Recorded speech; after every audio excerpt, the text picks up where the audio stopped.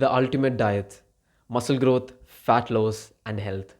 A no bullshit guide. Let's get right into it.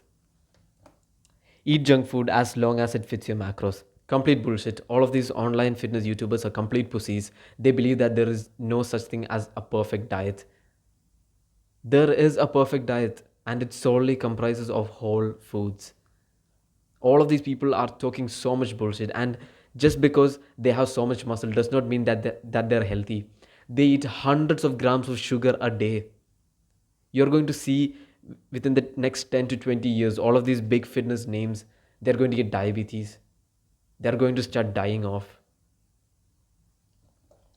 The perfect diet consists of these four things: maximizes muscle growth, minimizes fat gain, improves health, and feels sustainable. Part 1: maximizing muscle growth. Should be high in protein, high in complex carbs, not sugar, not simple carbs, and moderate fats. Firstly, muscle protein synthesis. Look, it is a process of turning protein into muscle, complete bro science. Okay? The moment we wake up, our cycle starts. So, what we have to do is we have to keep that cycle elevated throughout the day. That, like, we have this window where we have to keep on eating protein to keep that cycle elevated.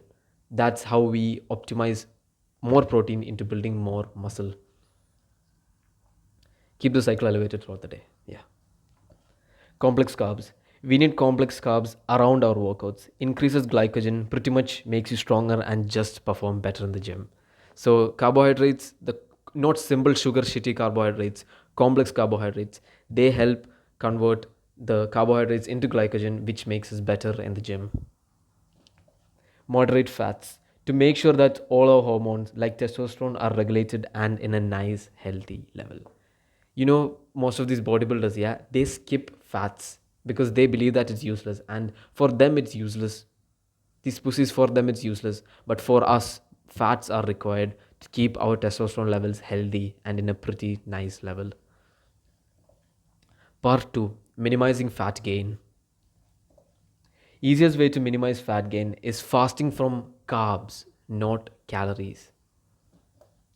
Protein intermittent fasting. Fasting a small window, 8 hours from calories. Look, from the moment you wake up, I'm going to give you like an 8 hour period. You're going to get like an 8 hour period. In that 8 hour period, all you're allowed to eat is protein.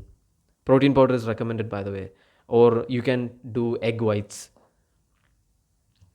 In that 8 hour window, no other calories other than protein powder or egg whites, just protein in that 8 hour window.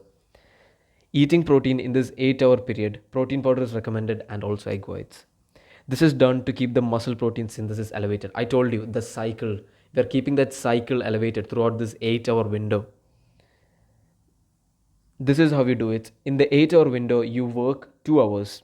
Within the first 8 hour window, you work 2 hours. You finish studying, or you do something which is work related, or just simply lie around for 2 hours and have the protein and then repeat the cycle. So after the 2 hours, have like one scoop of protein powder or eat one egg white, and then just continue this cycle. Work, eat for that 8 hours. And in that period, you need to have zero carbs and more protein in that 8 hour period, hence minimizing fat gain.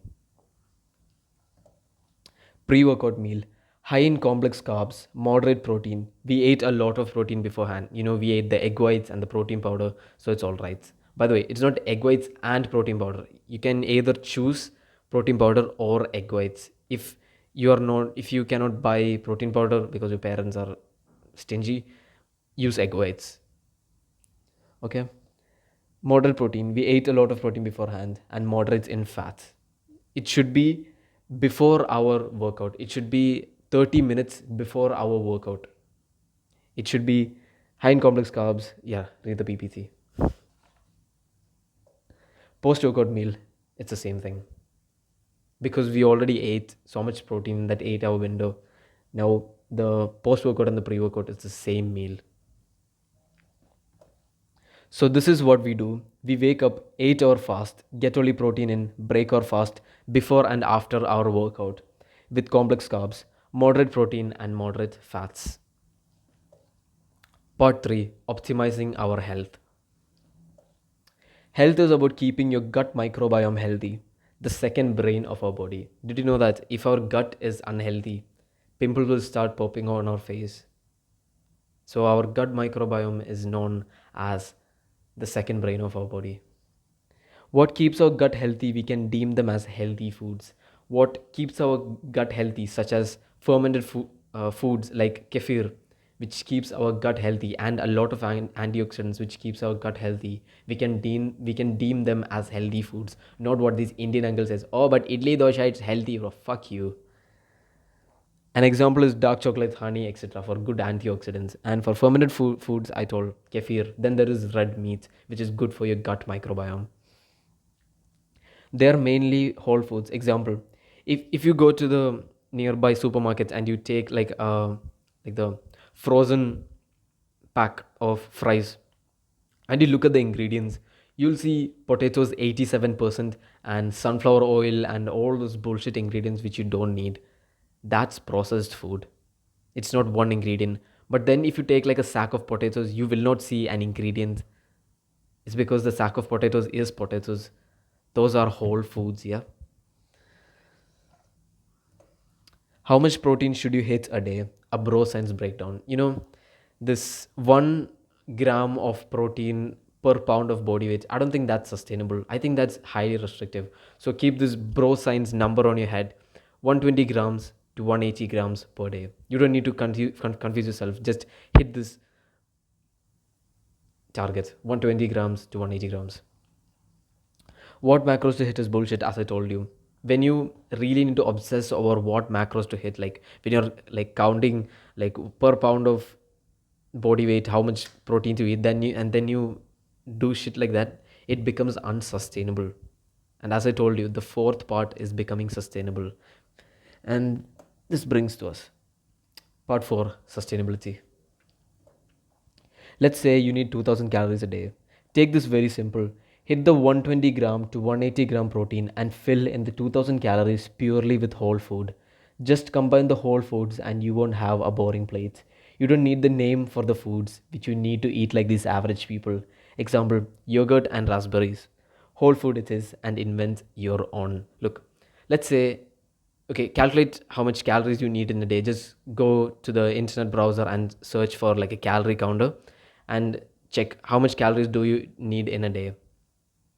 And then you have already hit the protein goal.